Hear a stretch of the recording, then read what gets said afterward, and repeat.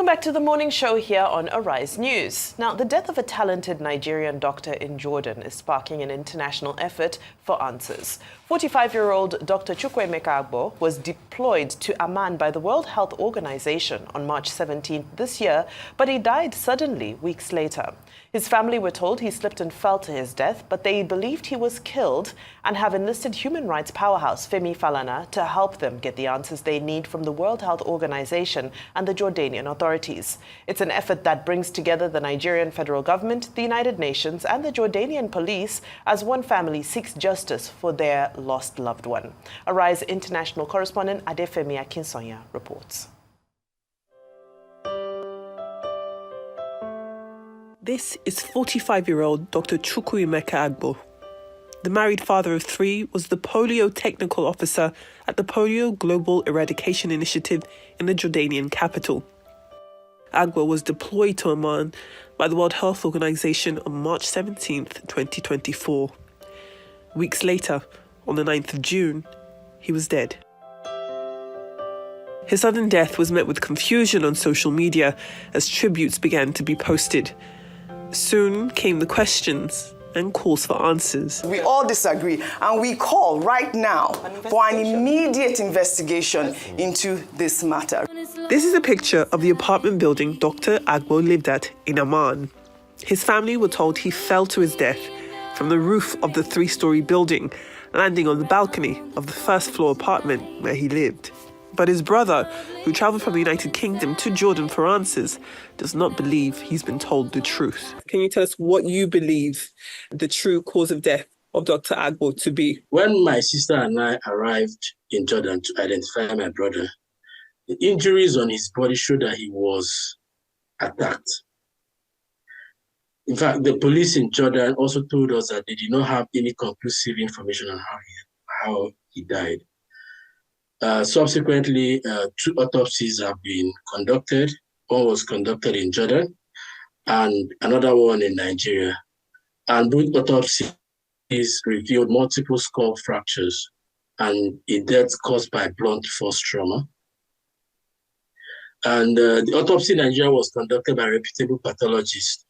And this pathologist has confirmed that the injuries could not have been caused by a single fall. In fact, they completely ruled out accidental death or suicide. Arise News has seen a copy of the autopsy performed in Nigeria. An investigation by the Jordanian police found there to be questionable circumstances, but the Agbo family and lawyers say there's been no formal follow-up. There's a foul play in this matter.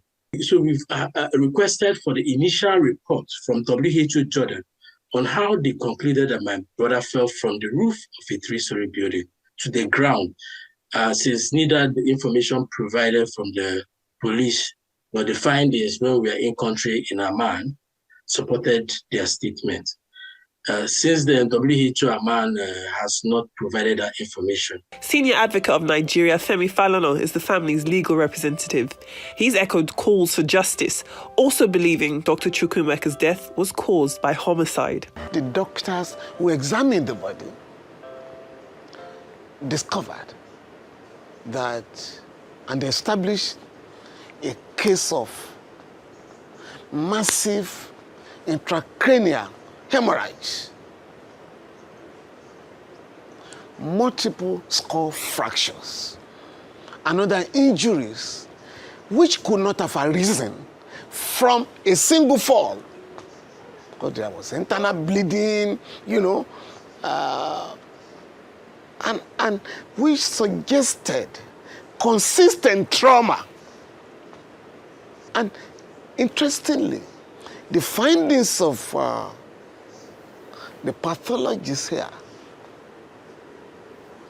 were confirmed by the Jordanian police in their investigation. On the day he died, Dr. Chukwuemeka spoke to his wife and was house hunting for a home large enough for his family to live in once they arrived from Nigeria. But they never got to see him again. It's a story that weaves together characters from international agencies and governments. So in terms of logistics, the WHO team in Jordan made all the arrangements to fly my brother's body back home to Nigeria. But regarding the investigation, the Jordanian authorities have not been as helpful as we had hoped. When we arrived Jordan, they told us the investigation was still ongoing, but we have not received any formal updates or the final police report since then. The lack of communication and transparency from the Jordanian authorities up till now has been a significant challenge, and we are concerned that the delays may result in loss or mishandling of crucial evidence. We've reached out several times to WHO Jordan and the UNDSS in Jordan also for assistance, but they have remained unresponsive to this particular matter. Despite a public statement of support from Nigerians in the Diaspora Commission, there are still more questions than answers. The World Health Organization ought to have investigated the unfortunate incident, even without a demand by the family. On behalf of the family, I wrote to the Director General of the WHO. No reply whatsoever. The United Nations has a Department of Safety and Security. Again, there has been no reaction from that end. So we have contacted, on behalf of the family, we have contacted Nigerians and Diaspora Commission.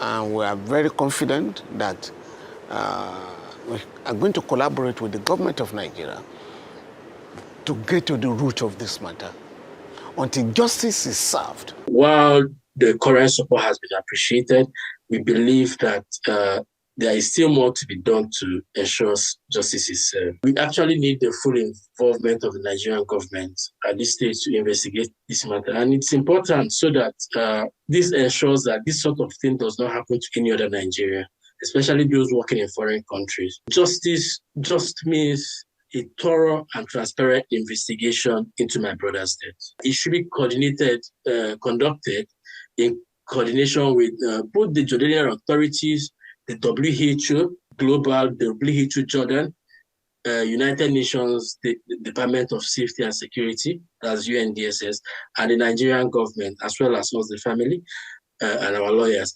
And so that those responsible for my brother's death, for Dr. Chukwuemeka Agbo's death, should be held accountable. Just to also mean that WHO Jordan and WHO as an organization should take responsibility for ensuring their staff's safety, especially those posted in foreign countries, so that no other family has to endure what we are going through. We've reached out to the World Health Organization as well as the Nigerian embassy in Jordan for a statement. As yet, there's been no response. In the meantime, a Nigerian doctor who spent his career saving life at home and abroad has had his own cut short on foreign land.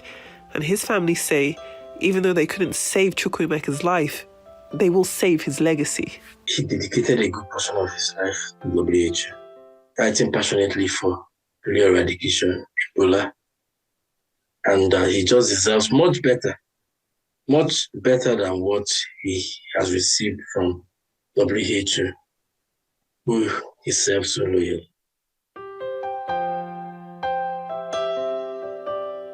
As their journey for answers continues beyond borders.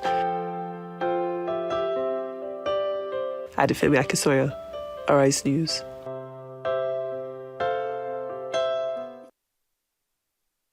So continue to rest and may justice be done. And please, government of Nigeria, step into this. This man must not die in vain.